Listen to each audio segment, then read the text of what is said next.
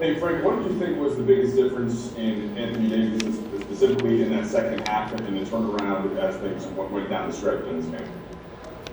I think he was just playing to make the right play in the first half. Really moved the ball, had a lot of assists, got guys involved, and obviously saw his point total at halftime, shot total at halftime, and I just think he got ultra aggressive in the second half. We did run some more action for him to get him going a little bit, and I thought Alex Caruso was great in the pick and roll game, delivering the ball to Anthony in a timely fashion, and got him a lot of those buckets. But AD he just turned it on. He's that ability to turn it on with his aggressiveness, and was super in the second half. Frank, you coached against LeBron James in some of those really intense playoff matchups with Miami in Indiana when you were there. What was it like just seeing this version, this playoff LeBron that we talked about, and how aggressive he was and how he was able to dominate?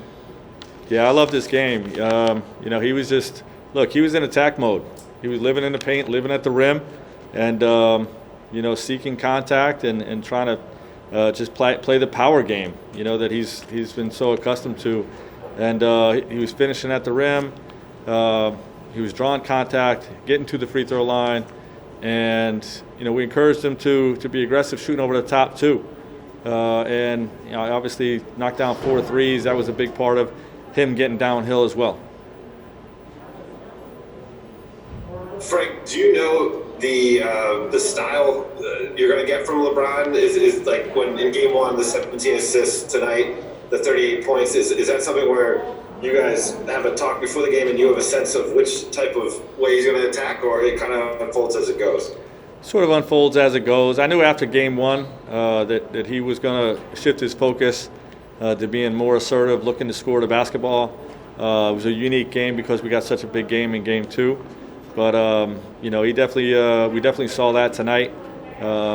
Like I said, looking to score the basketball more, and obviously when help comes, he's still delivering the ball. He still had 8 assists, so he's really doing both. But he was just really efficient scoring the ball tonight. Yeah, Coach. Portland's obviously the team that really had to push it to even get in the playoffs, playing their main guys 40 minutes, had to play that extra play in while you guys were kind of not coasting, but could kind of ease into the playoffs.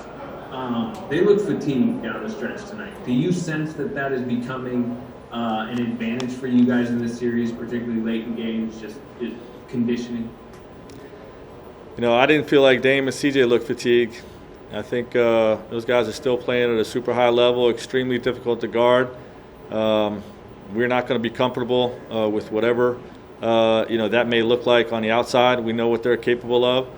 And, we just got to worry about us and trying to execute our coverages the right way and stay in attack mode offensively.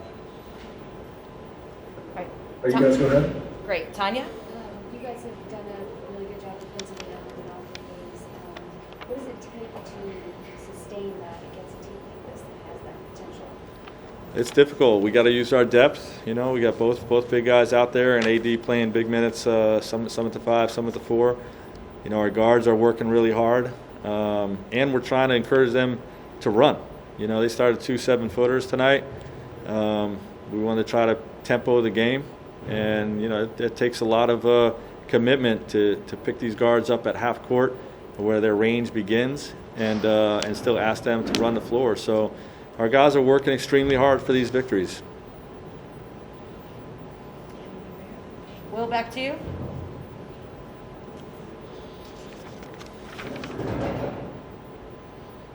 All right, Brian.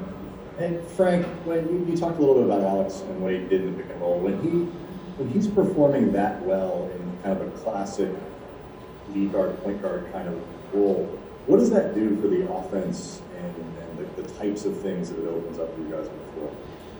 Well, the number one thing it does is it allows LeBron to be off the ball some, which is important to our offense, and just sustaining his freshness throughout 48 minutes. And Anthony, as a big guy, as much as he can score in a variety of ways, all bigs are dependent on some level on guards to be able to set them up. So, Rajon has been sort of that guy in the second unit throughout the year. We've missed him. Hopefully we get him back soon. And but in the meantime, tonight, Alex did a great job doing it, setting up AD. Brad? Thank you. Hi, Frank. This is Brad here in LA. Your defense was exceptionally good in the fourth quarter. Why was that, and what changed for you guys in those last 12 minutes? Well, we're just trying to stay as aggressive defensively as we can on their guards. We have the ultimate respect for their firepower, and we're working really hard. We know what the coverages are, and we're not going to be comfortable first half, second half, game 2 to game 3 to game 4. We're not going to be comfortable on the defensive side of the ball while those guys are out there. So we just know that we have to really commit to that end of the floor if we're going to win this series. All right. Tanya? What happened to Raja? So Rajan was we were hoping to get him in there tonight to start him back, and then pregame as he was warming up, he just experienced some back spasms and wasn't able to go. So we'll see how he's feeling tomorrow.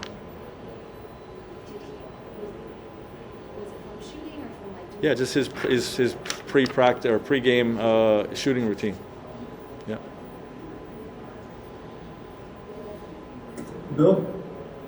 Hey, Frank. Obviously ended up not being a determining factor tonight, but just what was your take on the free throw shooting, and is that a concern going forward at all for you?